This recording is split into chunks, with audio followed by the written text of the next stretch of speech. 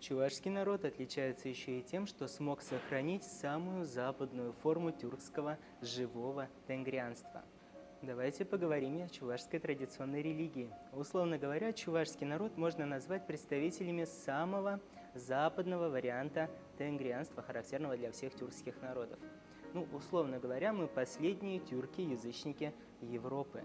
Однако у чувашского тенгрианства есть и свои особенности. Например, для всех булгарских языков характерно название Бога произносить в заднерядной основе. Что же это значит? То есть вместо стандартно тюркского «тенгря» или «тенря» мы будем говорить «тангра» или «тура», которая сейчас и присутствует в чувашском языке.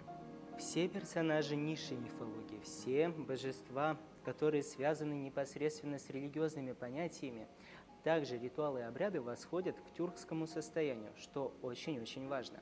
Помимо этого, существует еще необычнейший пласт мифологии, который связан с мусульманскими терминами. Уверенно, булгарские названия божеств заменились на мусульманские термины. Например, Пигамбар, Кебе, который восходит к Каабе, и, конечно же, Перишти – это наши ангелы.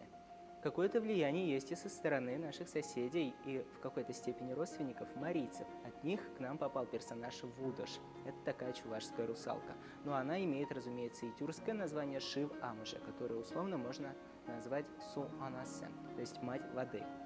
Тема чувашского тенгрианства широко исследована такими учеными, как Екатерина Егафова и Алексей Трофимов. Об этом можно подробно почитать. Артем Григорьев, руководитель сети кофеин Лаях Кофе. Светлана Сахалкина, которая является руководителем массажных салонов Эко-тело. Ну что ж, до следующих встреч. Чибер!